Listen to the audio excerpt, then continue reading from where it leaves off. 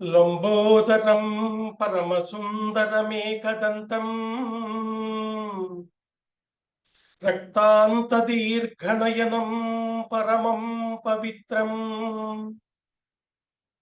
ఉజ్జద్దివాకరకరోజ్వలకాంతికాంతం విఘ్నేశ్వరం సకల విఘ్నహరం నమామి. రామాయ రామభద్రాయ రామచంద్రాయ వేధసే రఘునాథాయ నాథాయ సీతాయాః పతయే నమః. పుట్టిన్ వానరుడౌచు విక్రమకళా స్ఫూర్తిన్ నృసింహుండుగా మెట్టే దానవహంత వేగగతిలో నవైనతేయుండే తా జుట్టెన్ వేదములెల్ల అశ్వముఖుడై శోకాబ్ధిలో నుండి పైబెట్టెన్ భూసుతనిట్టె క్రోడముగా ఆభీలోగ్ర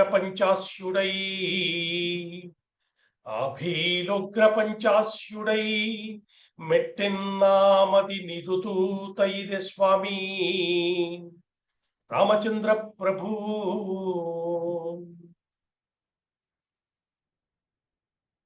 రామకథ రసవాహినిని ఆస్వాదించడానికి విచ్చేసినటువంటి పెద్దలందరికీ ముందుగా స్వాగతం చెప్తున్నాను. గత వారం వాలి గురించి చెప్పుకుంటూ మనం ఒక ప్రశ్న వేసుకుని ఆగాము. వానరులంతా కూడా బాలకాండలో మనకి ఏం చెప్తారంటే, దేవతల యొక్క అంశతోటి రామకార్యాన్ని సాధించి పెట్టడం కోసం వారంతా జన్మ తీసుకున్నారు. వారు జన్మించిన కారణం ఏమిటి? రాముడికి సాయం చేయటం. వాలి ఏం చేశాడండి? వాలి చేసిన సాయం ఏముంది కథలో? చివరిదాకా కూడా లేడు, అయిపోయాడు ఇప్పుడే. ఇది ఒకసారి మనం ఆలోచన చేయవలసి ఉంది. ఎందుకంటే దీంట్లో ఇంకొక ప్రధానమైనటువంటి ఆలోచన కూడా మన ముందుకు వస్తుంది. పెద్దలు ఏమంటున్నారు? వేద ప్రాచేత సాదాసీత్ సాక్షాత్ రామాయణాత్మన. వేదమే రామాయణంగా వచ్చింది అని చెప్తున్నారు. ఎంత గొప్ప మాట అది! వేదమే రామాయణమైందట. అంటే సమస్తమైన వేదరాశి ఏ విషయాన్ని చెప్తోందో, దేన్ని ఒక బోధగా మనకు అందిస్తోందో, ఏ మార్గదర్శక సూత్రాలని మానవజాతి ముందు అట్టే పెట్టిందో వాటన్నిటినీ రామాయణం తిరిగి మనకి సులభమైన భాషలో చెప్పింది. ఇది మనందరం అర్థం చేసుకోవాల్సిన ముఖ్యమైనటువంటి అంశం.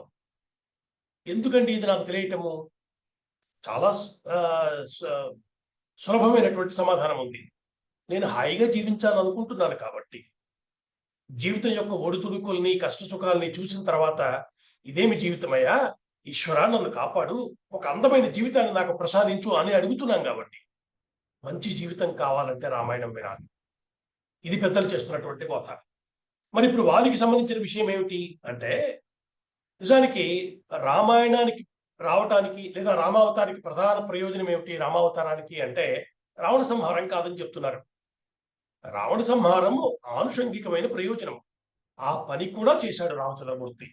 అంతే తప్ప కేవలం రావణుణ్ణి సంహరించటం కోసం ఇంత కథ చేయవలసిన అవసరం ఉన్నవాడు కాదు. ఇలా చేయగలడు, చేయకుండా ఉండగలడు, ఇంకోలా చేయగలడు. అది పరమాత్మ యొక్క నిర్వచనం. అది కర్తుం అకర్తుం అన్యథా కర్తుం, అది పరమాత్మ అంటే. కాబట్టి రావణాసురుణ్ణి చంపటానికే ఇంత కథ నడిపాడు అనుకుంటామా అంటే కాదు. కాబట్టి రావణాసురుడిని చంపటం కూడా ఒకటి, కానీ ఈలోగా మనకి అనేక విషయాల్ని బోధించాడు.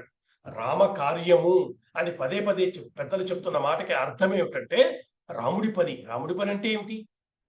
ధర్మాన్ని నిలిపి చూపించటం, ధర్మాన్ని జీవితంలో ఎలా ముడివేసుకోవాలో చెప్పటం, ధర్మాన్ని అతిక్రమిస్తే ఏం జరుగుతుందో చెప్పటం, ఎంత సునాయాసంగా తెలివైన వాడు, సమర్థుడు ధర్మానికి అటువైపుకి వెళ్ళిపోతారో మనకి తెలియచెప్పటం, అలా వెళ్ళిపోయినప్పుడు వారిని ఎలా సరిదిద్దాడో చెప్పటం. ఇంత చర్చ మన ముందు పెట్టడం కోసం 24,000 శ్లోకాలు రామాయణం వచ్చింది. కానీ కేవలం రావణ సంహారం కోసం మాత్రమే కాదు. కాబట్టి ఇప్పుడు వాలి మనకి ఏం చెప్తున్నాడు? వాలి మన గురించి చెప్తున్నాడు. వాలి లాంటి వాళ్ళమే సమాజంలో మనం అందరం ఎక్కువ మంది ఉన్నాము. అదేమిటండి ఆ మాట అన్నాం అంటే, ఏమిటి వాలి? వాలి సామాన్యుడా? మహాపరాక్రమవంతుడు. రావణాసురుణ్ణి చంకలో పెట్టుకుని 4 సముద్రాల్లో స్నానం చేసి వచ్చినంతటువంటి మహాబలశాలి. తర్వాత ఉత్తర రామాయణంలో ఆ సంఘటన వస్తుంది. రావణాసురుడు ఎన్నోసార్లు వాలి చేతులు దెబ్బలు తిన్నాడు. అంతటి శక్తిమంతుడు వాలి. అలాంటి వాడు ధర్మం దగ్గరికి వచ్చేటప్పటికి దారి తప్పాడు. అంటే సమర్థుడై ఉండి, జ్ఞానం ఉండి, పరాక్రమం ఉండి, శౌర్యము, శక్తి ఏవైతే గొప్ప లక్షణాలు ఉన్నాయో అవన్నీ ఉండి లైన్‌కి అటువైపు నిలబడితే ఏం జరుగుతుందో వాలి కథ చెప్తోంది. ఎంతటి సమర్థుడు ఆయనే అన్నాడు. వెళ్ళి సుగ్రీవుడిని అడిగావు, నన్ను అడిగుంటే క్షణంలో సీతమ్మని తెచ్చి నీకు ఇచ్చేసేవాడు కదా. అబద్ధం కాదు, నిజం అది. అంతటి శక్తివంతుడు. కానీ నువ్వు నీ శక్తిని బట్టి ఈశ్వరుడు నిన్ను కాపాడు. నువ్వు గొప్పవాడివి కాబట్టి, నీకు అధికారం ఉంది కాబట్టి, నీకు శాసకత్వం ఉంది కాబట్టి నీ వైపు ఉంటాడా ఈశ్వరుడు? నువ్వు ధర్మం వైపు ఉంటే నీ వైపు ఈశ్వరుడు ఉంటాడు. అందుకే వాలిని వదిలిపెట్టి సుగ్రీవుడి వైపు వచ్చాడు. వాలి సుగ్రీవుల కథ చెప్పటం ద్వారా రామాయణం అనేక అద్భుతమైన అంశాలను మనకి బోధిస్తోంది. అన్నదమ్ముల యొక్క రిలేషన్ ఎలా ఉండాలో చెప్తోంది. ధర్మం అంటే ఏమిటో చెప్తోంది. ఉండకపోతే ఈశ్వరుడు ఎలా సరిదిద్దుతాడో చెప్తోంది. కాబట్టి వాలి ఇంకా కొన్ని ప్రయోజనాలు సాధించి పెట్టాడు. వాటి గురించి కూడా ఎట్లాగో మనం ఈరోజు కథలో కొంత చెప్పుకుంటాం. కానీ ప్రధానమైన బోధ ఏమి అంటే, నువ్వు సమర్థుడవైతే, నీ దగ్గర శక్తి ఉండి, బలం ఉండి, తెలివితేటలుంటే ధర్మం వైపు నిలబడవలసినటువంటి ఒకానొక కర్తవ్యం మీ మీద ఉంది అని చెప్పటము వాళ్ళ యొక్క కథ మనకి చేస్తున్న ప్రధానమైన బోధ. ధర్మాన్ని మరచిపోయిన క్షణంలో ఏం జరుగుతుందో ఊహించలేము. రామచంద్రమూర్తి యొక్క అవతారము అందరినీ దారిలో పెట్టడానికి వచ్చినటువంటి అవతారం. ఇది మనం గుర్తిస్తే రాముడు మనకు ఆరాధ్యుడు అవుతాడు. కాబట్టి ఈ విషయాన్ని మనం గత వారం చెప్పుకున్న ఈ విషయాన్ని మనం స్మరించుకుంటూ ఈరోజు కథలోకి ప్రవేశిద్దాం. వారి కథ పూర్తయింది. వారికి వానర వీరులంతా కలిసి అంత్యక్రియలు చేశారు, తిలోదకాలు ఇచ్చారు. అక్కడికి అది పూర్తయింది. అందరూ స్నానాలు చేసి రామచంద్రమూర్తి దగ్గరికి వచ్చారు. అప్పుడు హనుమంతుడు ముందుకు వచ్చి అంటున్నాడు, ప్రభు, నీ అనుగ్రహం వల్ల సుగ్రీవుడికి వానర మహాసామ్రాజ్యం అంతా లభించిందయా. వానర సామ్రాజ్యం ఏం సామాన్యం కాదండి, అద్భుతమైన సామ్రాజ్యం. అదంతా మా సుగ్రీవుడికి దక్కింది. ఇప్పుడు నువ్వు అనుగ్రహిస్తే సుగ్రీవుడు బంధుమిత్రులతో, స్నేహితులతో అందరితో కలిసి శుభప్రదమైనటువంటి కిష్కింధ నగరానికి ప్రవేశం చేస్తాడు. అక్కడ పట్టాభిషేక కార్యక్రమాన్ని నిర్వర్తించుకోవచ్చు.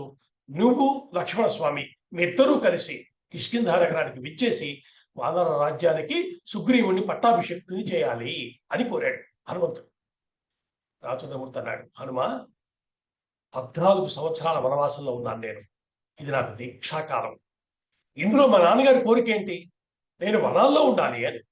గ్రామాల్లో కానీ, నగరంలో కానీ వీటిలో ప్రవేశించడం కుదిరే పని కాదు. ఎంత అలర్ట్ గా ఉన్నాడో స్వామి చూడండి. ఏదో ఎక్కడో అక్కడ పిలిచారు, గొప్ప సెలబ్రేషన్, ఇదే కారణం కదా. అంతటి రాజ్యం ఇవ్వటానికి, సంపాదించి పెట్టడానికి ఈయనే కారణం అని అందరూ చెప్తున్నారు. ఎంత గౌరవం దక్కుతుంది, ఎంత అద్భుతమైనటువంటి సంఘటన అవుతుంది అది. దానికి చెలించేవాడే కాదు రామచంద్రమూర్తి. తన ఎరుకలో తానున్నాడు. ఏమంటున్నాడు? మా నాన్నగారి ఆజ్ఞ, వెళ్తాం కుదరదు. కాబట్టి వీరుడైన సుగ్రీవుడు కిష్కింధలో ప్రవేశించి మహారాజగునుగాక, రాజ్యాభిషిక్తుడగునుగాక, ఆ కార్యక్రమాన్ని మీరు నిర్వర్తించండి అని చెప్పాడు. అటు హనుమకు చెప్పిన తర్వాత ఇటువైపు సుగ్రీవుడు తిరిగి అంటున్నాడు, సుగ్రీవా, నువ్వు వ్యవహార దక్షుడివి. ఏది ఎప్పుడు ఎలా చేయాలో తెలిసిన వాడివి. సుగ్రీవుడి విషయంలో ఈ మాట తరచూ వింటుంటాం మనం. నిజానికి ఇది ఒక అద్భుతమైన లక్షణం అండి. ఏది ఎప్పుడు ఎలా చేయాలో తెలియటమే కదా దక్షత, సమర్థత అంటే. ఈశ్వరుడి యొక్క లక్షణం అది. ఆ అంశం కొద్దిగా లేకపోతే సమర్థత రాదు. కాబట్టి ఇవాళ సుగ్రీవుడి గురించి కూడా మళ్ళీ సాక్షాత్తు రామచంద్రమూర్తి అంటున్నాడు, నువ్వు వ్యవహార దక్షుడివయ్యా, వ్యవహారం చేయటంలో సమర్థుడివి, ఏది ఎప్పుడు ఎలా చేయాలో తెలిసిన వాడివి. నీ పట్టాభిషేకం అనంతరం అంగదుడిని యువరాజుగా పట్టాభిషేకం చేయాలి. మీ అన్న కుమారుడైనటువంటి అంగదుడు అన్ని విధాల శ్రేష్ఠుడు, పరాక్రమవంతుడు, యువరాజుగా ఉండదగిన వాడు. అతన్ని యువరాజుగా చెయ్యి. ఇంకా ఇక్కడి నుంచి 4 నెలల పాటు వర్షాకాలం ప్రారంభమవుతుంది. వర్షాకాలం సాగుతుంది. శ్రావణ మాసంలో ఉన్నాం. ఈ శ్రావణ మాసంలో మొదలు ఇది మొదటి నెల. ఈ 4 నెలలు అరణ్యాలలో, కొండలలో సీతమ్మ కోసం అన్వేషణ చేసే ప్రయత్నం పెద్దగా ఫలించకపోవచ్చు. కాబట్టి నువ్వు కిష్కింధకి వెళ్ళు. నేను లక్ష్మణుడు ఇద్దరం మేము ఇక్కడే ప్రసరవణగిరి పైన ఆ అరణ్యాల్లో ఉంటాం. ఈ 4 నెలల కాలం పూర్తవుతూ ఉండగా మనం యోజన చేద్దాము. ఆశ్వీజ మాసం ముగియగానే కార్తీక మాసం ప్రారంభమయ్యే సమయానికి రావణ వధ కోసం వానర సేనలను సిద్ధం చేసి ఉంచు. ఇది నా సూచన. ఇక నువ్వు నగర ప్రవేశం చేయని చెప్పాడు. ఇక్కడ మనం జాగ్రత్తగా గమనిస్తే రామచంద్రమూర్తి చాలా స్పష్టంగా ఉన్నాడు. రావణ వధ కోసం అంటున్నాడు తప్ప సీతమ్మ అన్వేషణ కోసం అంతా సిద్ధం చేయి అనటంలా. అంటే ఆయన మనసులో అప్పుడే పూర్తి యోజన తయారైపోయిందనమాట. సీతమ్మని వెతకటం, ఆ క్రమంలో రావణాసురుడిని చేరటం, అతన్ని వధించి సీతమ్మని తెచ్చుకోవటం, ఈ మొత్తం యోజన మనసులో ఆలోచించుకున్నట్టున్నాడు స్వామి. ఇదే విషయాన్ని చెప్పాడు. తర్వాత అనుకున్న విధంగానే సుగ్రీవుడు తన సచివులతోనూ తన వానర సైన్యంతో కలిసి కిష్కింధ నగరంలోకి ప్రవేశించాడు. అక్కడ మహావైభవంగా సుగ్రీవుడికి పట్టాభిషేకం జరిగింది. ఆ సమయంలో ఇక్కడ వానర వీరుల పేర్లు కూడా చెప్తున్నాడు వాల్మీకి మహర్షి. గవాక్షుడు, గవయుడు, సురభుడు ఇలాంటి వీరులందరూ, హనుమంతుడు, జాంబవంతుడు ఇలాంటి వారందరూ కలిసి ఈ అభిషేక మహోత్సవాన్ని అద్భుతంగా విశేషంగా నిర్వహించారు. సుగ్రీవుడు తను అభిషేక్తుడయ్యాక అంగదుడిని కౌగిలించుకుని దగ్గరికి తీసుకుని రామచంద్రమూర్తి చెప్పినట్టుగా అతనికి యువరాజ పట్టాభిషేకాన్ని జరిపాడు. అంగదుడు యువరాజు అయ్యాడు, సుగ్రీవుడు మహారాజు. ఈ కార్యక్రమం మొత్తం పూర్తయిన తర్వాత సుగ్రీవుడు తన సచివుల్ని అందరినీ తీసుకుని రాముడి దగ్గరికి వచ్చాడు. వచ్చి పట్టాభిషేక మహోత్సవానికి సంబంధించిన ఈ విశేషాలన్నీ స్వామికి చెప్పాడు. ఆయన యొక్క ఆశీస్సులు తీసుకున్నాడు. ఆ తర్వాత సుగ్రీవుడు తన భార్య అయినటువంటి రుమను తిరిగి మళ్ళీ స్వీకరించాడు. ఆ రకంగా సుగ్రీవుడు తన రాజ్యానికి రాజుగా సుప్రతిష్ఠుడయ్యాడు. ఇక్కడ ఇలా ఉండగా రామలక్ష్మణులు ఇద్దరు ఆ ప్రసరవణగిరి పర్వతం మీద ఒక గుహని ఎంచుకుని దాంట్లో నివాసం ఉండటం మొదలుపెట్టారు. 4 నెలల కాలం ఉంటున్నది అరణ్య ప్రాంతం. వాల్మీకి మహర్షి ఈ 4 నెలల వర్షాకాలంలో అరణ్యంలో కనిపించే అనేక అందాల్ని అద్భుతంగా వర్ణించారు. రామాయణంలో వర్ణనలు ఎలా ఉంటాయన్నది పెద్దలు ప్రత్యేకంగా చూసి ఆనందించమని చెప్తుంటారు. ఎందుకంటే కావ్యాలను చదవటంలో ప్రధాన ప్రయోజనం ఎట్లా ఉంటుందంటే దాన్ని చదివి ఆనందించటమే. అద్భుతమైనటువంటి వర్ణనలు ఉంటాయి. వాల్మీకి వీటిలో చాలా ప్రత్యేకమైనటువంటి విశేషాలు చెప్పాడు. అక్కడ చెట్లు ఎలా ఉన్నాయి, అక్కడ ఆ కాలంలో తిరిగే మేఘాలు, ఆ ఆకాశంలో కనిపించేవి, తిరిగేటువంటి జంతువులు ఎలా ఉన్నాయి, పూచే పువ్వులు, ప్రకృతికి సంబంధించిన రమణీయమైన దృశ్యాలు అన్నింటినీ మహర్షి చాలా అందంగా మనకి ఇక్కడ వర్ణించడం కనబడుతోంది. అయితే ఈ 4 నెలల కాలంలో మహర్షి మనకి చెప్పలేదు కానీ సుగ్రీవుడి వైపు నుంచి కనీసం హనుమాన్ స్వామి కొంతమంది వచ్చి కలుస్తూనే ఉంటుంటారు. ఎంత దూరంలో ఉన్నారు వాళ్ళు? కిష్కింధకి బయట ఉన్నారు ఆయన రామచంద్రమూర్తి. ఏం జరుగుతోందో కిష్కింధలో చూసుకుంటూనే ఉంటారుగా రాముడు. క్రమక్రమంగా సమయం గడుస్తోంది. సుగ్రీవుడి వైపు నుంచి కనబడవలసిన స్పందన కనిపించటం లేదు. ఇది మెల్లగా ప్రారంభమైనటువంటి ఒక అంశం. రామచంద్రమూర్తి మనసులో కూడా పక్కన తమ్ముడు ఉన్నాడు, తను ఒంటరిగా ఉన్నాడు కాబట్టి, తమ్ముడు కూడా పక్కన ఉన్నాడు కాబట్టి తన వేదనని తమ్ముడితో పంచుకుంటున్నాడు రామచంద్రమూర్తి. ఎక్కడుందో తెలియదు సీతమ్మ, ఎలా చేరాలి, ఎప్పటికి చేరగలుగుతాం కూడా తెలియని స్థితి. ఒకవైపు రాక్షసుడు వాడు రావణుడి దగ్గర ఉందని తెలిసిపోయింది అప్పటికే. అతని బలమెంతో కూడా తెలుసు. ఇట్లా అనేక విధాలుగా పరిపరి విధాలు ఆలోచిస్తున్నాడు రామచంద్రమూర్తి. తన మనసులో ఉన్న దుఃఖాన్నంతటినీ ఒక రోజు తమ్ముడితో పంచుకున్నాడు. ఇక్కడ ప్రత్యేకంగా ఒక 2 సర్కల్లో ఈ విషయాన్ని వాల్మీకి మహర్షి మనకి చెప్తున్నారు. ఆయన అంటారు, ఎందుకో మనసు చాలా ఆందోళనగా ఉందయా. సీతమ్మ ఎక్కడుందో తెలియదు. సుగ్రీవుడి వైపు నుంచి మనకి ఏ రకమైన స్పందన లేదు. కొత్తగా రాజ్యం దక్కింది, అనుకున్న భార్యను తిరిగి పొందాడు ఆయన. రాజ్యభోగాలు, అక్కడ వచ్చిన అధికారం ఇవన్నీ కలిసి ఏదో సుగ్రీవుడు కాలం గడిపేస్తున్నాడు.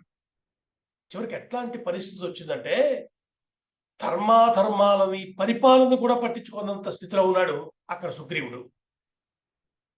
ఇది ఎంత చెప్పినా రామచంద్రమూర్తి మనసుని కొంత కష్టపెట్టింది. అన్ని హనుమత్ స్వామికి అప్పచెప్పేశాడు కాబట్టి అతను లోపల ఉంటున్నాడు, బయటకు వచ్చిన ఏవో పనులు చేస్తున్నాడు తప్ప ఏ పనులు జరగటం లేదు. ఇప్పట్లో ఈ భోగాల్లోంచి బయటకు వచ్చేలా కనిపించట్లేదు. నిజానికి మధ్యలో ఒకసారి హనుమంత స్వామి వెళ్ళి చెప్పారు, సుగ్రీవా, నీకు రాజ్యాధికారం వచ్చాయి, కీర్తి ప్రతిష్టలు కూడా వచ్చాయి, వంశపారంపర్యంగా నీకు దక్కవలసిన అన్ని విషయాలు దక్కాయి. ఇంకా మిత్రులకు ఇచ్చిన వాగ్దానాన్ని పూర్తి చేయవలసిన సమయం వచ్చింది. నిజానికి నువ్వు స్నేహితుల పట్ల ఉదార స్వభావం కలిగిన వాడివి. ఎంత బాగా మాట్లాడుతున్నాడు చూడండి హనుమస్వామి. ఇప్పుడు రాజు ఆయన, సామాన్యమైన రాజ్యం కాదు. ఇందాక మనం చెప్పుకున్నాం, కోట్లాది మంది వానరుల యొక్క ఉన్నటువంటి ఆ రాజ్యానికి రాజు అయ్యాడు. కాబట్టి మర్యాదగా అందంగా చెప్తున్నాడు, నువ్వు స్నేహితుల పట్ల ఉదార స్వభావం కలిగిన వాడు.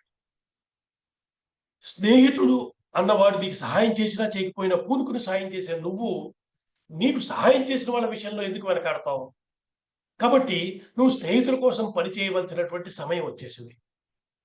రాముడు వచ్చి మన అడక్క ముందే ఆయన కార్యం ప్రారంభిస్తే అదొక అందమైనటువంటి సన్నివేశం అవుతుంది.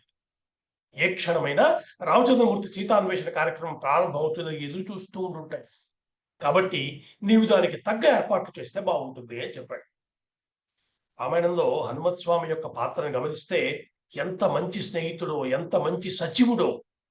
అందుకనే రామచంద్రమూర్తి అంటాడు, ఇలాంటి వాడు ఆ పక్కన ఉంటే చేయలేనిదేముందయా అంటాడు ఆయన. ఇవన్నీ ప్రత్యేక లక్షణాలుగా హనుమత్ స్వామి దగ్గర మనకు కనబడతాయి. అందుకనే మనం హనుమంతుడి గురించి చెప్పుకున్నప్పుడు కూడా చాలాసార్లు అనుకున్నాం, బుద్ధిర్బలం, యశోధైర్యం, నిర్భయత్వం, అరోగత, అజాడ్యం, వాక్పటుత్వం, హనుమత్ స్మరణాలు లభే. ఆయన తలుచుకుంటే చాలా ఇవన్నీ లభిస్తాయిటండి. ఇలాంటి స్తోత్ర వాంగ్మయాలు మనకి ఇచ్చినటువంటి పెద్దలు చెప్పారు. వీటిని జీవితంలో ఉపయోగించుకోండి. ఏ ఏ మంచి లక్షణాలు నీకు కావాలనుకుంటే ఏ ఏ స్తోత్రం ఎలా చేసుకోవాలో చెప్పారు. అంటే జీవితాన్ని మనం నిరంతరము భగవంతుడితో ముడివేసుకుంటానికి తగ్గ సామగ్రి అంతా పెద్దలు ఇచ్చేశారు. కాబట్టి మనం జీవితంలో అనుభవించే ప్రతిదాన్ని, అది సుఖమవ్వచ్చు, దుఃఖమవ్వచ్చు, భగవంతుడి యొక్క ప్రసాదంగా తీసుకునే బుద్ధిని క్రమక్రమంగా మనం తయారు చేసుకోవాలి. అన్నీ నా నిర్వాకాలే, నేను చేశాను, నేను పొందాను, నేను సాధించాను, ఇది తగ్గించుకుంటూ ఈశ్వరుడి యొక్క దయ వల్ల నేను హాయిగా బతుకుతున్నాను. ఇవాళ నేను మాట్లాడుతున్నానంటే ఈశ్వరుడి దయ. ఒక విషయంలో నాకు ఒక మంచి పేరు వచ్చిందంటే ఈశ్వరుడి దయ. ఒక విషయంలో నన్ను ఎవరైనా అవమానం చేశారంటే అందులో కూడా ఈశ్వరుడి దయే ఉంది. ఈ స్వభావాన్ని జాగ్రత్తగా అలవాటు చేసుకోవాలి. కాబట్టి పెద్దలు మనకి ఇచ్చినటువంటి స్తోత్ర రాశిలో ఉన్న విశేషం ఏమిటి? గణపతి, హనుమత్ స్వామి, వీళ్ళందరూ క్షిప్రప్రసాద దేవతలు. అంటే ఇలా స్మరిస్తే అలా అనుగ్రహించేటువంటి స్వభావం ఉన్నవాళ్ళు. మనకి దత్తుడి విషయం కూడా అదే చెప్తారు. దత్తుడు స్మర్తృగామి సనోవతు, స్మరించినంత మాత్రం చేత అనుగ్రహించేటువంటి వాడు. ఇవాళ మనకి తెలియకుండానే మన ధర్మం నుంచి బయటికి వెళ్ళిపోతున్న వాళ్ళందరూ ఏ పేరు మీద వెళ్తున్నారు? అక్కడ ఏం లేదండి, ఆయన తలుచుకుంటే చాలు అన్నీ తగ్గిపోతాయి. అరే, ఏమీ లేని చోటే అన్ని విశేషాలు ఉంటే ఇంత అద్భుతమైన మంత్రము, దైవము, ఉపాసన, కర్మ ఇన్ని ఉన్న దాంట్లో ఒక ఈశ్వరుడి స్తోత్రము పనిచేయదా? చేస్తుందన్న నమ్మకం మనకు లేకపోవడం దురదృష్టం. ఎన్నెన్ని విశేషమైనటువంటి స్తోత్రాలు మనకి పెద్దవాళ్ళు అందించారు. కాబట్టి నిత్య జీవితానికి సంబంధించిన ఆరోగ్యము, సమస్యలు, రుణాలు, ఒత్తిడి, కుటుంబము, పిల్లలు అన్నింటికి సంబంధించిన స్తోత్ర రాశి మనకుంది. వాటిని వాడుకోవటమే మనం చేయాల్సిన పని. వెంటనే పని జరిగేటువంటి అవకాశం ఉందని పెద్దలు చెప్తున్నారు. దీన్ని మనం కొంచెం సీరియస్గానే ఆలోచించాలి. జీవితము భగవంతుడితో సమన్వయం అయిపోవాలి, కలిసిపోయి ఆలోచించేటువంటి స్థితి రావాలి. ఇక్కడ హనుమంత స్వామి చెప్తున్నారు, సుగ్రీవ, శ్రీరాముడికి ప్రీతి కూర్చేటువంటి సీతాన్వేషణ ఇది మనం వెంటనే ప్రారంభించాలి. నిజానికి రామచంద్రమూర్తి సర్వసమర్థుడు. తన బాణాలతోటి సురాసురుల్ని, నాగుల్ని, ఎలాంటి వాళ్ళనైనా లొంగ తీసుకోవటంలో సమర్థుడు. ఆయన తన ప్రాణాలను కూడా లెక్క చేయకుండా తన వాళ్ళని కాపాడుకున్న సందర్భాలు ఉన్నాయ్యా. నీకు వారిని వధించి నీకు కూడా ప్రియం చేశాడు. ఇప్పుడు స్వామి యొక్క ధర్మపత్ని కోసం భూమండలాన్ని మొత్తాన్ని గాలించే పని మన మీద ఉంది. చాలా పెద్ద పని అది. నిజానికి రామునికి మనం సాయపడటం అన్న విషయం ఏం లేదు. ఎందుకంటే దేవతలు, గంధర్వులు, అసురులు, మరుద్గణములు, యక్షులు ఎవరికీ రఘువీరుడు భయపడే ప్రసక్తి లేదు. మనం ఆయనకు సాయం చేయటం మన ధర్మం కాబట్టి ఒక అవకాశంగా మనం దీన్ని ఉపయోగించుకోవాల్సిన స్థితి ఉంది. ఎంత జాగ్రత్తగా చెప్తున్నాడో చూడండి. రామచంద్రమూర్తికి సాయం చేయటం మన ధర్మము. సాయం పొంది ఉన్నాం కాబట్టి అదొక అవకాశం కాబట్టి ఈ రెండు విషయాలు చూసుకోమని చెప్తున్నాడు. జీవితంలో ఈ మాటలు ఇలాంటివి గుర్తుపెట్టుకుంటే ఎన్నెన్ని అవకాశాలు ఈశ్వరుడు మనకి ఇస్తాడో మనకు అర్థం అవుతుంది. ఈ మాటలన్నీ విన్నాడు సుగ్రీవుడు. హనుమంతుడు చెప్తే కాదన్నాడు. వెంటనే వీరుడు అనేటువంటి సేనాధిపతి పిలిచాడు. పిలిచి ఆజ్ఞాపించాడు, అన్ని దిక్కుల నుంచి మనకున్న సమస్తమైన సైన్యాల్ని సమీకరించు. ఎక్కడెక్కడ వానరులు 15 రోజుల్లో ఇచ్చటికి చేరాలి. అట్లా మనం ఆజ్ఞాపించాక కూడా రాని వారికి మరణదండన విధించబడుతుందని చెప్పు. ఇది తిరుగులేని ఆజ్ఞ అని చెప్పాడు. సుగ్రీవుడికి అద్భుతమైన శాసక శక్తి కలిగి ఉంది. అందుకే మనకి ఇప్పటికి కూడా ఆ మాట ఉంది, సుగ్రీవాజ్ఞ అంటూ ఉంటాం మనం. తెలుగు మర్చిపోయాం కాబట్టి మన తర్వాత తరానికి తెలియకపోవచ్చు. కానీ ఇక్కడున్న పెద్దలకు ఖచ్చితంగా తెలిసి ఉంటుంది. సుగ్రీవాజ్ఞ అంటారు. అంటే చెప్పిన పని జరిగి తీరాలి. అటువంటి సమర్థుడాయన. కాబట్టి అదే చెప్పాడు. అంగదుడికి చెప్పాడు. ఆ సేనాధిపతికి చెప్పాడు పని వీరుడికి అనుజ్ఞ ఇచ్చేశాడు. తిరిగి అంతఃపురంలోకి వెళ్ళిపోయాడు. ఇక్కడ జరిగి ఈ మాత్రం కథ అయితే జరిగింది. అయితే క్రమంగా వర్షాకాలం వెళ్ళిపోయింది.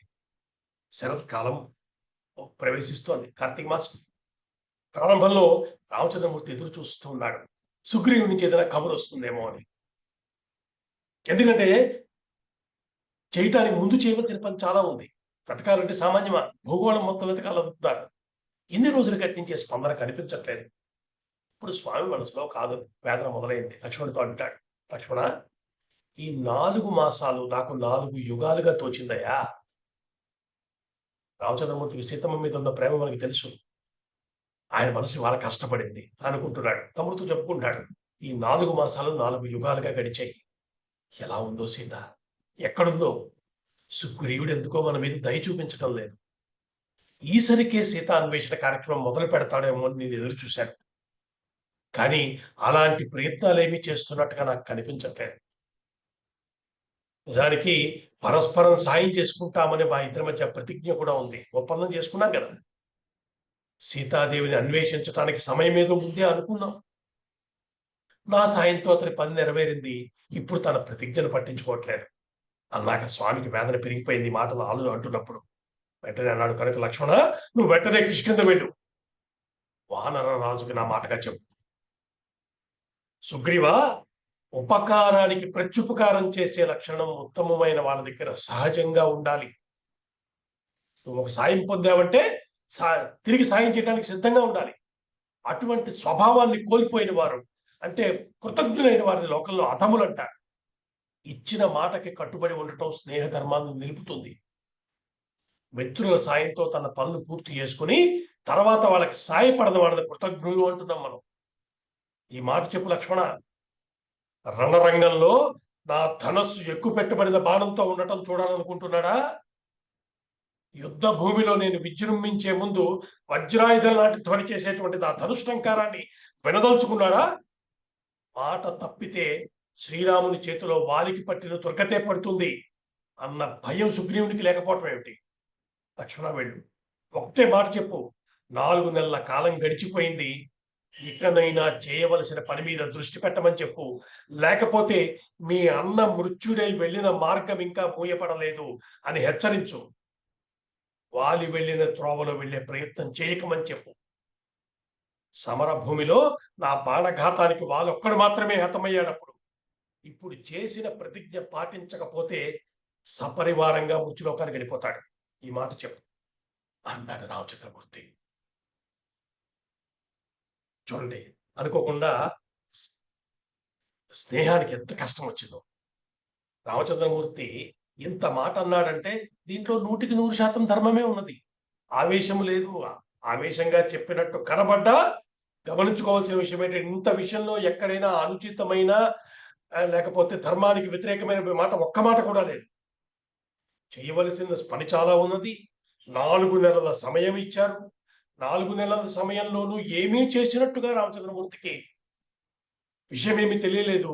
ఇదంతా విన్నాక అసలు స్నేహితుడు తనను మర్చిపోయాడేమో, దీన్ని కరెక్ట్ చేయాల్సినంత పెద్ద పరిస్థితి వచ్చిందని రామచంద్రమూర్తికి అనిపించింది. ఈ మాటలు లక్ష్మణుడితో అన్నాడు. లక్ష్మణుడికి ఈ మొత్తం పరిస్థితి మీద ఒక గమనింపు ఉంది. రాముడు బ్యాలెన్స్ గా ఉన్నాడు కాబట్టి దాన్ని చూసి తను కూడా అలాగే ఉంటున్నాడు.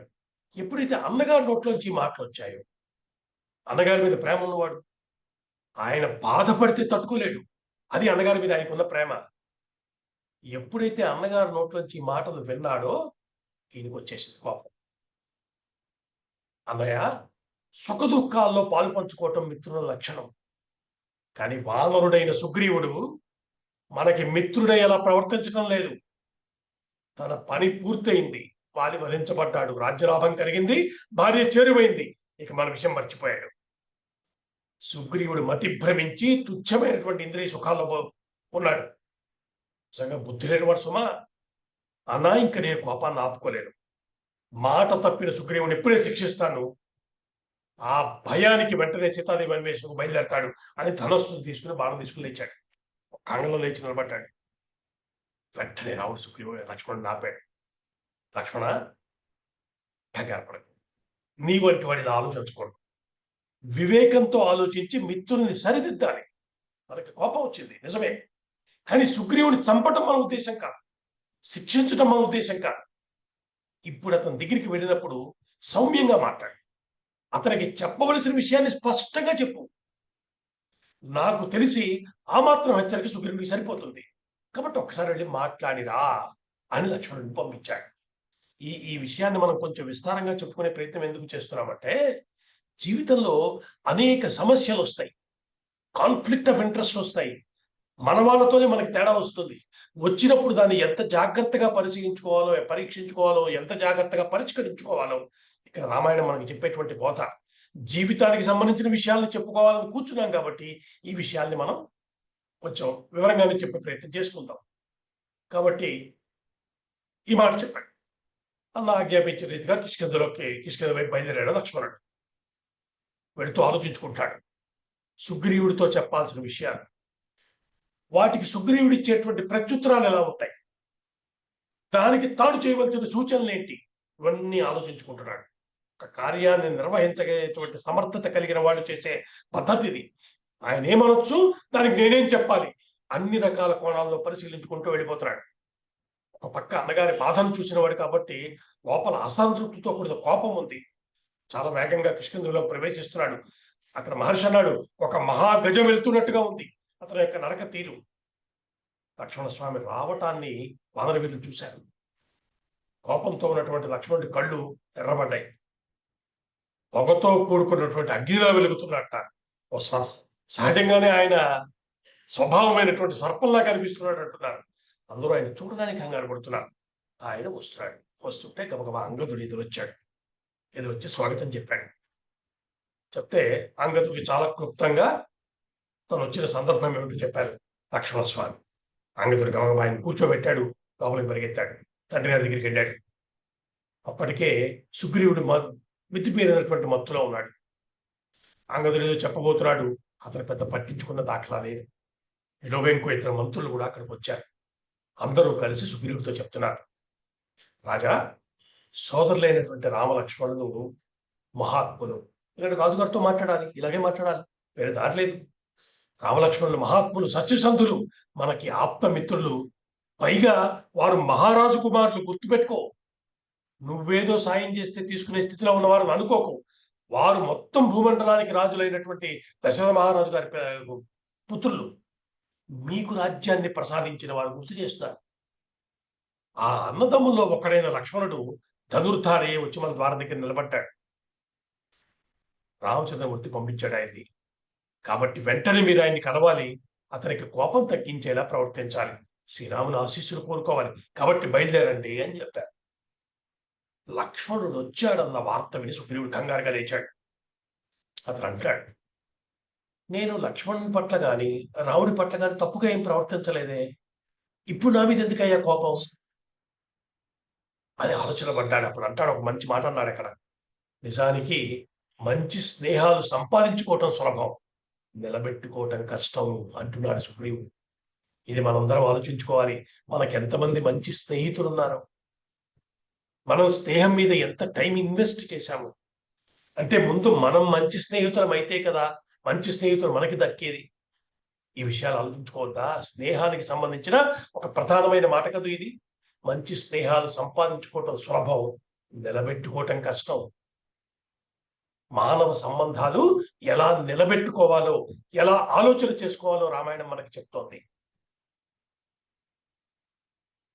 మా గురుగారు సామవేదం షణ్ముఖ శర్మ గారు ఈ సందర్భంగా ఒక అద్భుతమైనటువంటి మాట చెప్పారు.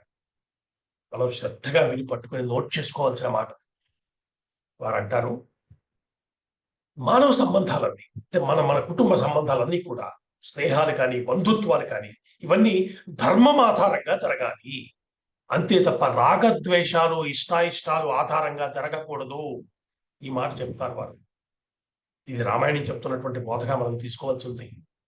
ఎందుకంటే ఇవాళ ఇష్టం ఉంటుంది, రేపు కష్టం అవుతుంది. ఒకరు వాళ్ళు నచ్చుతారు కాబట్టి దగ్గర తీసుకుంటాం, వారితో కొంతకాలం స్నేహం సాగిస్తాం. తర్వాత ఆ ఇష్టం తగ్గిపోగానే దూరం పెట్టేస్తాం.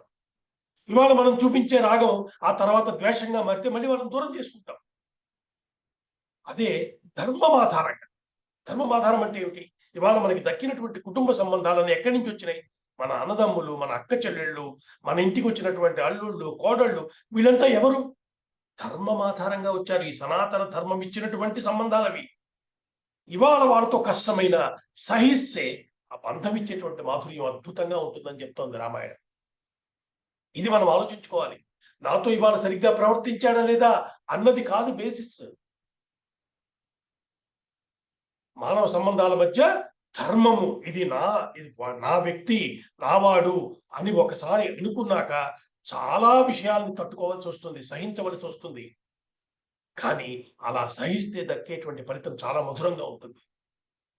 ఇది మనకి రామాయణం చేస్తున్న బోధన చెప్తున్నారు గురువుగారు. కాబట్టి ఇప్పుడు ఈ సుగ్రీవుడు కంగారు పడ్డాడు. కంగారు పడితే హనుమంతుడు చెప్తున్నాడు. హనుమంతుడు ఎప్పుడైనా చూడండి రామాయణం మొత్తంలో ఆయన వస్తే గాని విషయాలన్నీ చక్కబడవు. ఆయన వచ్చి మాట్లాడాలి. ఎంత బాగా మాట్లాడతాడో, ఎందుకని ఇన్నిసార్లు బాగా మాట్లాడతాడని చెప్పుకుంటున్నామంటే, జీవితంలో బాగా మాట్లాడాల్సి వచ్చినప్పుడు హనుమంతుడిని స్మరించుకోవటం మనకు అలవాటు అవ్వాలి. ఆయనకు ఒక్కసారి దండం పెట్టుకుని మాట్లాడితే అందంగా మాట్లాడటం అన్న ఒకానొక శక్తి మనకు వస్తుందిట. క్షిప్రప్రసాద్ మనం అనుకున్నాం కదా! ఆయన ఎప్పుడు ఎక్కడ ఎలా ప్రవర్తిస్తాడో గమనిస్తుంటే కూడా చాలా చాలా బావుంటుంది. చాలా సంయమనంతోటి, చాలా బ్యాలెన్స్‌గా ఉండేటువంటి లక్షణం కలిగిన వాడు హనుమస్వామి. దురదృష్టం ఏంటంటే మనకి చాలా ఈ సినిమాల్లో చూపించిన దాన్ని బట్టి ఏదో రామభజన చేసుకుంటూ, ఊగిపోతూ అలా కనిపిస్తూ ఉండేటువంటి హనుమంతుడు అలా అనిపిస్తాడేమో! ఆ భావం తప్పు. ఆయన యోగీశ్వరుడు. ఆయన దగ్గర ఉన్నటువంటి యోగ లక్షణం ఒక అద్భుతమైనటువంటి వ్యక్తిత్వంగా మనకి ప్రతిఫలిస్తూ ఉంటుంది. రాముడు ఎంతటి సంయమనాన్ని ప్రదర్శించాడో హనుమత్ స్వామి అంత సంయమనాన్ని ప్రదర్శిస్తూ ఉండటం మనకు తెలుస్తుంది. ఇక్కడ మాట్లాడుతున్న తీరు చూడండి ఎంత బాగుంటుందో. ప్రభు, రాముడి పట్ల నీకు ఎటువంటి భయం అక్కర్లేదు అది చెప్తున్నాడు. మనం ప్రతిసారి చెప్పుకున్నాం, హనుమ మాట్లాడాడంటే భయమొద్దు అని చెప్తున్నాడు. మనకి రక్షణనిచ్చేటువంటి స్వామి హనుమత్ స్వామి. ఇక్కడ అదే మాట్లాడుతున్నాడు. సుగ్రీవ, రాముని పట్ల నీకు భయం అవసరం లేదు. రామచంద్రమూర్తి నీకు చేసిన సాయం ఎంత గొప్పదో మనందరికీ తెలుసు. ఆయన చేసిన ఉపకరణాన్ని నువ్వు ఎప్పుడూ మనసులో పెట్టుకుంటావు కూడా. అంటే ఇది మనసులో పెట్టుకో సుమా అంటున్నాడు. మహారాజు కాబట్టి పెట్టుకో అంటల్లా, కానీ పెట్టుకుంటావు కదా అనటం ద్వారా ఒక అందమైనటువంటి మాట తీరుని చూపిస్తున్నాడు స్వామి. రాముడు ఇప్పుడు నీ మీద కోపంతో ఉన్నాడన్నావు చూడు, అది కోపం కాదయ్యా, నీ మీద ఉన్న ప్రేమ. నీ చేత పని చేయించటానికి ఆయన ఒక సందేశాన్ని పంపిస్తున్నాడు. అంతే తప్ప నీ సాయాన్ని పొందాలన్న ఆలోచనతో లక్ష్మణుని పంపించాడు తప్ప నీ మీద కోపం కాదు. ఇందులో ఇంకో పరిశీలించాల్సిన అంశం కూడా ఉంది. రాముడికి మనం సాయం చేస్తున్నాం అనుకున్నావా? రాముడు తనంతట తాను చేసుకోలేక కాదు. ఇప్పుడు మళ్ళీ ఈ సందేశాన్ని పంపించి, హెచ్చరించి, నీ చేత చేయించుకోవాల్సిన అవసరం ఆయనకి ఏముంది? ఒకసారి ఆలోచించు. అంటే అది నీ మీద ఆయనకున్న ప్రేమ. ఇది పట్టుకోవాలి. ఇలా చూడమని చెప్తున్నారు రిలేషన్‌ని. దీన్ని గమనించుకుని ఈ అవకాశాన్ని నువ్వు ఉపయోగించుకోవాలి. మనం ఒకసారి సరిగ్గా ప్రవర్తించలేదు. అవతల వారు మనల్ని హెచ్చరించడం ద్వారా మనకు అవకాశం ఇస్తున్నారేమో సరి చేసుకోవటానికి. మన అహంకారంతో దాన్ని పాడు చేసుకోకూడదు. ఇక్కడ అదే చెప్తున్నాడు హనుమంత్ స్వామి. ఆయన మాట తీరు కూడా అంత అందంగా ఉంది. నేను నీకు ఇప్పుడు ఒక్క మాట చెప్తాను. ఏమీ అనుకోకు సుమా. నువ్వు కొంచెం ఏమరపాట్లో ఎప్పుడు ఏ పని చేయాలో ఆ పని చేయటంలో చిన్నపాటి లోపం వచ్చింది. ఏ సమయంలో ఏ పని చేయాలో తెలిసిన వాడివయ్యా నువ్వు. ఇప్పుడు కొద్దిపాటి విస్మరణ వల్ల ఇలాంటి ఇబ్బంది వచ్చింది. కాలం మారుతోంది చూడు. ఇప్పుడు ఇంక సీతా అన్వేషణకి సమయమైంది. ఇంక మనం బయలుదేరాలి. మనం కొంచెం అజాగ్రత్తగా ఉన్నాం అనిపించి లక్ష్మణుడు వచ్చాడు. ఇక్కడ రాముని మనసులో ఉన్న బాధని కూడా మనం గమనించాలి. ఒకవైపు భార్య దొరకలేదన్నటువంటి బాధ, మరొక వైపు ఆమెను అపహరించిన రాక్షసుల్ని ఏమీ చేయలేకపోతున్నానన్న ఆవేశం సహజంగా ఉంటుంది వీరుడికి.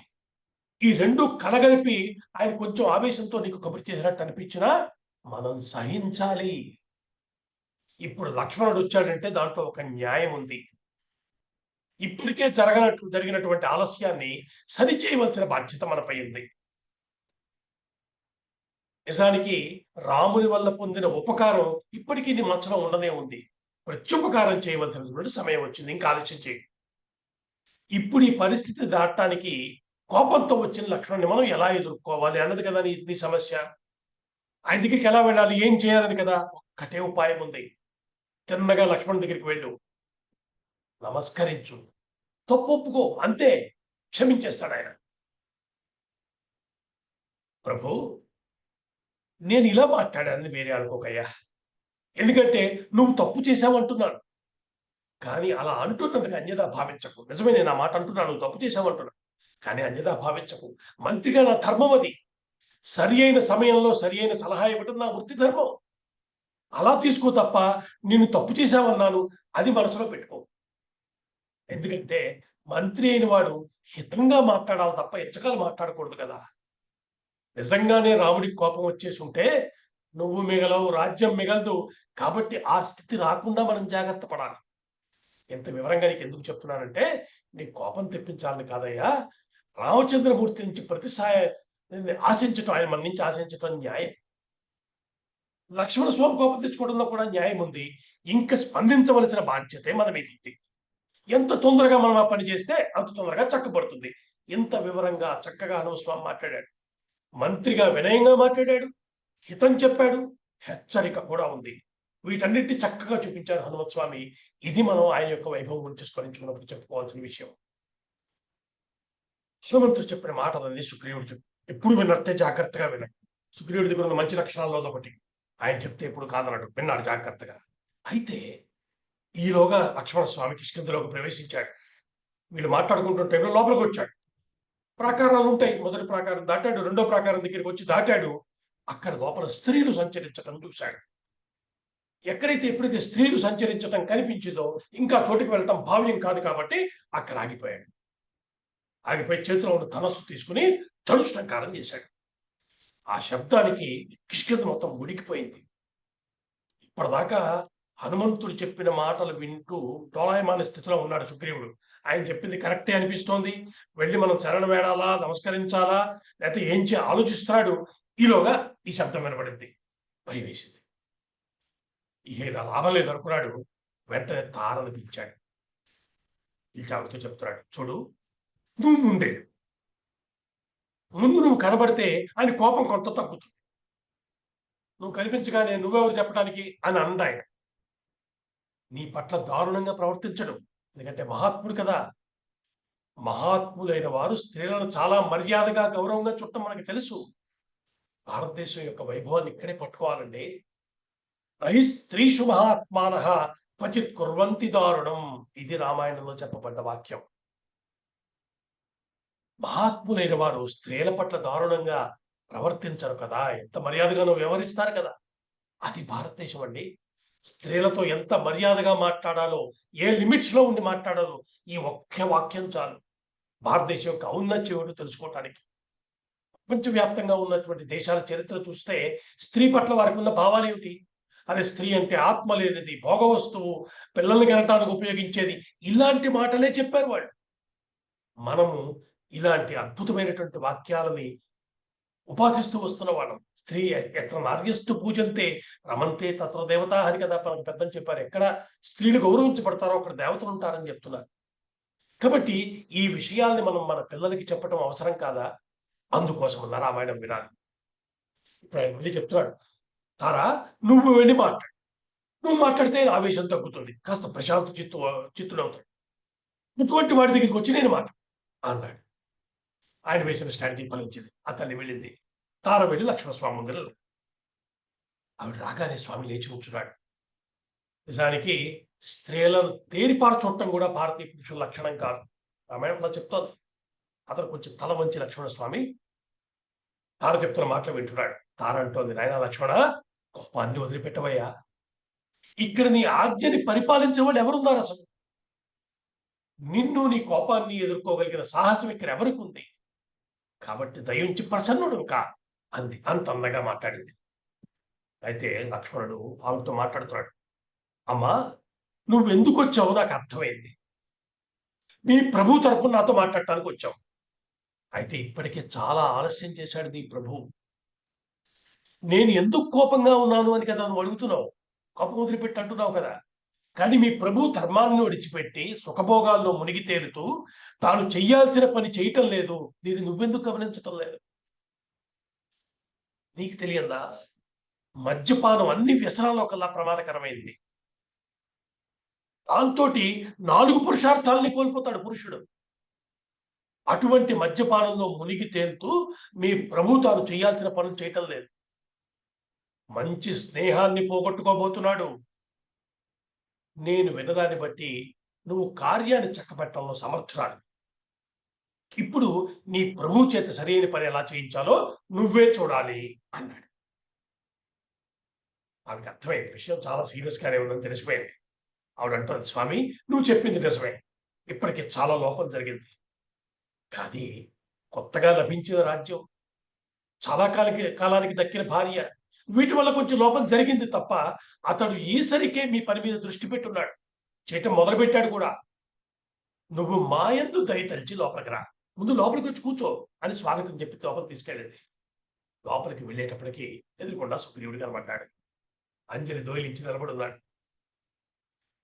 సుగ్రీవుడిని చూడగానే లక్ష్మణుడు చెప్పవలసిన మాటలు చెప్పేశాడు. అంటున్నాడే, సుగ్రీవా, దోషాలన్నిట్లో కల్లా పెద్ద దోషం పేరు కృతజ్ఞత. సనాతన ధర్మం చెప్తున్న వార్నింగ్ ఇది మనకి. ఎలాంటి పాపానికైనా నిష్కృతి ఉంటుంది కానీ కృతజ్ఞుడికి నిష్కృతి లేదు. వాలి వెళ్ళిన మార్గం ఇంకా తెరిచే ఉంది, గుర్తుంచుకో చెప్పేశాడంతే. బెదిరిపోయాడు సుగ్రీవుడు. తారంటోంది, లక్ష్మణ అంత కఠినంగా మాట్లాడకయ్యా. సుగ్రీవుడు నీకు శత్రువు కాదు, కృతజ్ఞత లేనివాడు కూడా కాదు. కేవలం లభించిన భోగాల వల్ల ప్రాప్తకాలజ్ఞత కోల్పోయాడు. అదే చెప్పింది. మళ్ళీ ఇప్పుడు ఆయన ఎదురకుండా కూడా అదే చెప్తోంది, సుగ్రీవుడు ఎదురకుండా చెప్తోంది. ఇంత సింపుల్, నీకు కూడా అర్థం చేసుకో. లభించిన భోగాల వల్ల కాస్త ప్రాప్తకాలజ్ఞత అన్నాడు. అంటే ఎప్పుడు ఏ పనులు చేయాలో పని చేయకపోవటం అంతే. ఎంత మాత్రానికి కోపం తగదయ్యా, నీ కోపాన్ని తగ్గించు. ఇప్పుడు మేమేం చేయాలో మాకు ఆదేశించు, చేయటానికి సిద్ధంగా ఉన్నాం. అంతెందుకు, సుగ్రీవుడి పక్షాన్ని నీకు ఒక్క విషయం చెప్తాను. రాముడి కోసం సుగ్రీవుడు తనకు లభించిన రాజ్యాన్ని వదిలిపెట్టేస్తాడు, భార్యను వదిలిపెట్టేస్తాడు, జీవితాన్ని కూడా వదిలిపెడతాడు. నాకు ఆయన మనసు తెలుసు అని సుగ్రీవుడు రాముడితో స్నేహాన్ని మాత్రం వదులుకోడు. చూడండి, ఏ విషయం చెప్తే విషయం క్లారిటీ వచ్చేస్తుందో అవన్నీ చెప్తోంది. ఇది గుర్తించి నీ కోపాన్ని వదులు. నాకు మా ఆయన చెప్తూ ఉండేవాడు, వాలి, రావణాసురుడు చాలా భయంకరమైన వ్యక్తి. లంకా నగరపు పద్ధతులే వేరు, రాక్షస బలవతంది. అతన్ని దెబ్బతీయటానికి పెద్ద ప్రయత్నమే చేయాలి. సుగ్రీవుడు ఆ ప్రయత్నాన్ని ఈసరికే మొదలుపెట్టేస్తున్నాడు. అన్ని చోట్ల నుంచి వానర వీరులను రమ్మని కబురు పంపాడు, వారంతా వచ్చేస్తున్నారు అని చెప్పింది. ఇక్కడ చూస్తే ఈ మాటల మధ్య ఏది ఎంతవరకు ఎలా మాట్లాడాలో అంతవరకు అంత స్పష్టంగా ఉంటాం. అంత చక్కగా ప్యాక్ చేయబడ్డ మెసేజ్ అది. అలా చెప్పింది అతను, అంత చక్కగా మాట్లాడి. ఈలోగా లక్ష్మణుడు ఈ మాటలు విన్న లక్ష్మణుడి మొహంలో కొంత ప్రసన్నత కనిపించటం గమనించాడు సుగ్రీవుడు. ఇప్పుడు తను మాట్లాడుతున్నాడు. లక్ష్మణ, వాలి వల్ల నేను కోల్పోయిన సమస్తమైన రాజ్య సంపదని నాకు అందించాడు రామచంద్రమూర్తి. నాకు బాగా గుర్తుంది. ఆయన చేసిన సాయానికి ప్రత్యుపకారం చేయటం అన్నది లేనే లేదు, కేవలం నమస్కరించడం తప్ప. ఆయన ఏదో చేశాడు, దానికి ఇప్పుడు నువ్వేదో చేయటం లేదు అంటున్నావు. ఆయన మాకు చేసిన సాయంతో పోలిస్తే నేను ఇప్పుడు చేయబోయే సాయం చాలా చిన్నది. మా హనుమంతుడు చెప్పినట్టు రామునికి ఉపకారం చేయటం మాకు లభించిన అవకాశం. ఆయనకి మా అవసరం ఏముందయ్యా? అయినా ఒక్క మాట చెప్తాను విను. ఈ లోకంలో తప్పు చేయని వారెవరు? కాబట్టి మమ్మల్ని మన్నించి ప్రసన్నుడు కావలసింది. సీతమ్మ కూడా తర్వాత అదే చెప్తుంది. ముందు కూడా అందా మాట తల్లి. అంటే అసలు ఇది ఒక స్వభావం అని, తప్పు చేయకుండా ఎవరు ఉంటారండి? మనకేదో సందర్భంలో తెలిసింది, ఎవరో ఏదో జరిగింది, కనీసం ముందు ఇలా ఒకసారి ఆలోచించారు. తప్పు చేయకుండా ఉండటం కుదురుతుందా? మనుషులు దాకా తప్పు చేస్తారు. ఇది మాట్లాడవలసిన తీరు. శాంతించాడు లక్ష్మణుడు. అంటున్నాడు, సుగ్రీవా, వినయం నీ సహజ స్వభావమయ్యా. ఈ లోకంలో సమర్థత కలిగి వినయంతో ఉన్నవాడు తన తప్పును తాను గమనించుకున్నవాడు. ఈ 2 లక్షణాలు కలిగిన వాడు సాధించలేనిది ఏముంటుంది? నువ్వు అటువంటి 2 మంచి లక్షణాలు కలిగిన వాడివి. నిజానికి రామచంద్రమూర్తి బాధ చూశాక నాకు చాలా కోపం వచ్చింది. ఇది ఎలాంటిదంటే ఇక్కడ చిత్రమైనటువంటి ఒక పోలిక చెప్పారు. సూర్యుడి కాంతి తిన్నగా మీద పడితే కిందలోకి వెళ్తుంటాం కదా! ఏదో కొంత చుర్రుమంటుంది పర్వాలేదు. అదే కాంతి అద్దంలో పడి ప్రతిఫలించి మీదకొచ్చిందనుకోండి, తట్టుకోవడం కష్టం. అదే చెప్తున్నాను. ఆ కోపం అలాంటిదయ్యా. రాముని కోపాన్ని చుట్టం వల్ల వచ్చిన కోపం కాబట్టి కొద్దిగా నీకు కష్టం కలిగింది. నీలాంటి స్నేహితుడు ఉన్నందుకు రాముడు ఇంక ఎవరి స్నేహాన్ని కోరుకోవాల్సిన అవసరం లేకుండా చేస్తున్నాడు. సంతోషం అన్నాడు. వెంటనే సుగ్రీవుడు చెప్పాడు, మహాత్మా ఇప్పటికే నా ప్రయత్నాలు మొదలుపెట్టేశాను. పంచమహాశిఖరాల్లో ఉండేటువంటి కోట్లాది వానరులకి ఇప్పటికే బయలుదేరి రమ్మన్నాను. వారంతా చేరుకుంటున్నారు. వారందరూ కానుకలు తీసుకుని వచ్చి నాకు సమర్పించిన ఆజ్ఞ కోసం ఎదురు చూస్తున్నారు. ఇంకా మనం ఆలస్యం చేయొద్దు. వెంటనే రామచంద్రమూర్తి దగ్గరికి బయలుదేరదాం అన్నాడు ప్రాప్తకాలజ్ఞుడు. ఎప్పుడేం చేయాలో తెలిసినవాడు. వెంటనే ఒక పెద్ద పల్లకి తెప్పించాడు. మహారాజులు కూర్చునే పల్లకి. దాన్ని తెప్పించాడు. ముందుగా లక్ష్మణ స్వామిని ఎక్కించాడు. తాను తర్వాత ఎక్కాడు. ఇద్దరూ కలిసి రామచంద్రమూర్తి దగ్గరికి బయలుదేరాడు.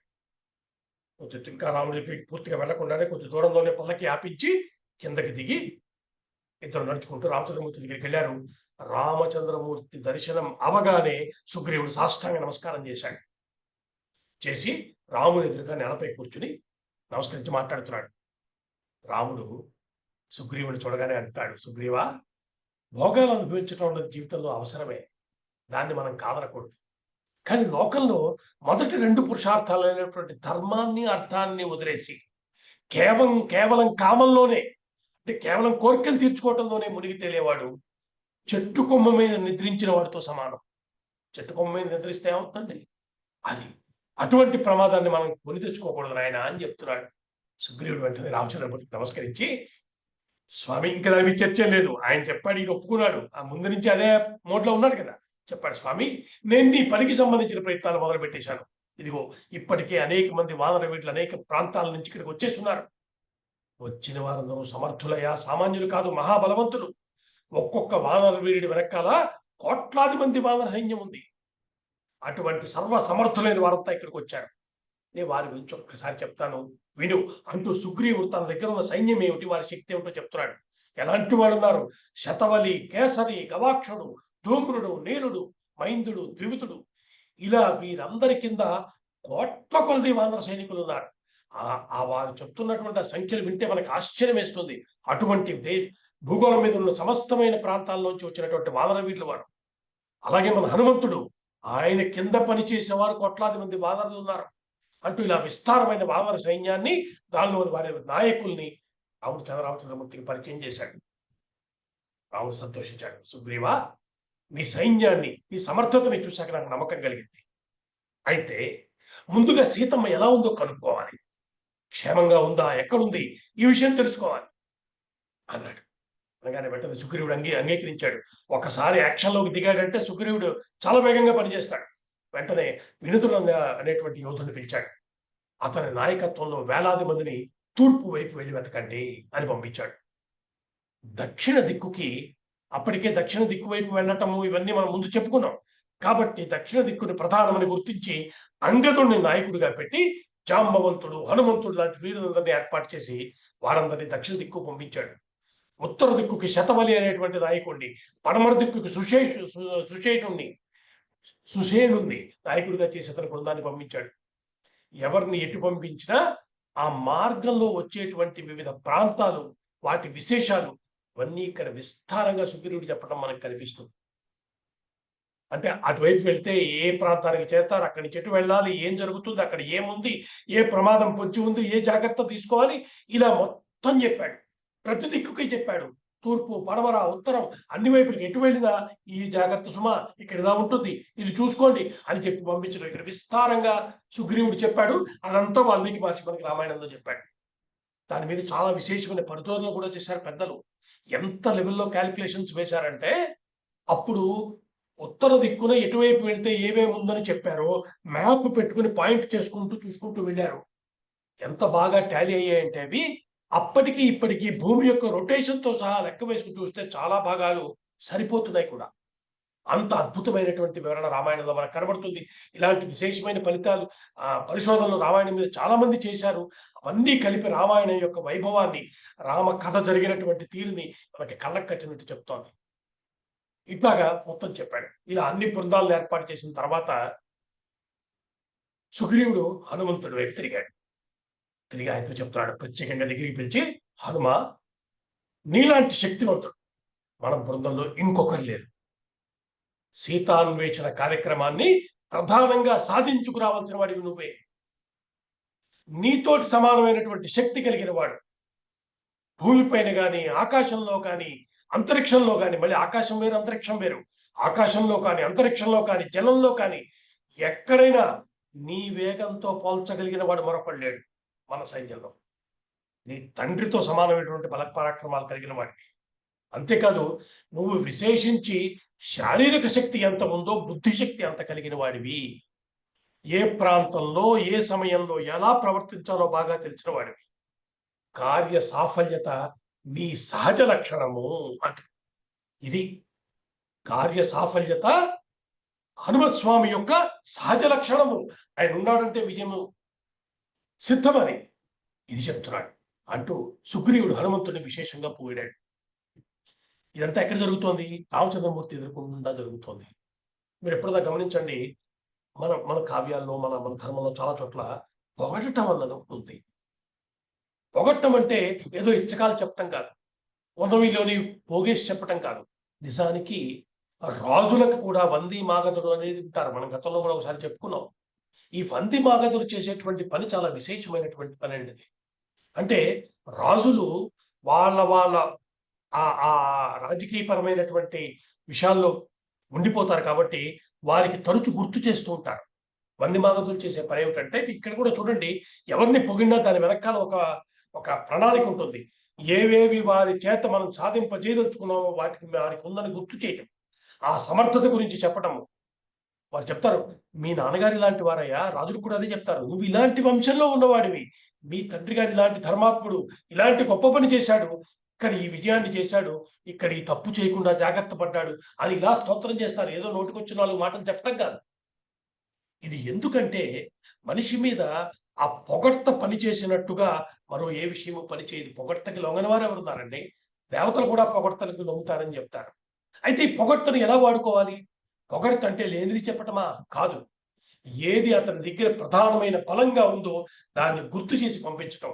పిల్లల విషయంలో, పెద్దల విషయంలో ఈ పని నువ్వు బాగా చేస్తావు, ఇది చేయవలసిన పద్ధతి అని చెప్పటం మన వాంగ్మయంలో కనబడుతూ ఉంటుంది అన్ని చోట్ల. ఎప్పుడైతే హనుమత్ స్వామి గురించి ఇంత విశేషంగా రాముడు ఎదురకుండా సుగ్రీవుడు పొగిడాడో, ఇదంతా రామచంద్రమూర్తి చూస్తున్నాడు, అంతా వింటున్నాడు. అంతా విన్నాక రామచంద్రమూర్తి హనుమంతుని దగ్గర పిలిచాడు. పిలిచి, హనుమాన్, నీ శక్తి గురించి నాకు తెలుసయ్యా. ఇప్పుడు సుగ్రీవుడు కూడా చెప్పాడు. ఇప్పుడే కదా ఆయన కూడా అన్నాడు, నువ్వు ఈ కార్యాన్ని సాధించుకు రాగలవు, నాకు ఆ నమ్మకం ఉంది అంటూ తన చేతికి ఉన్నటువంటి బంగారు ఉంగరాన్ని తీసి హనుమస్వామి చేతిలో పెట్టాడు రామచంద్రమూర్తి.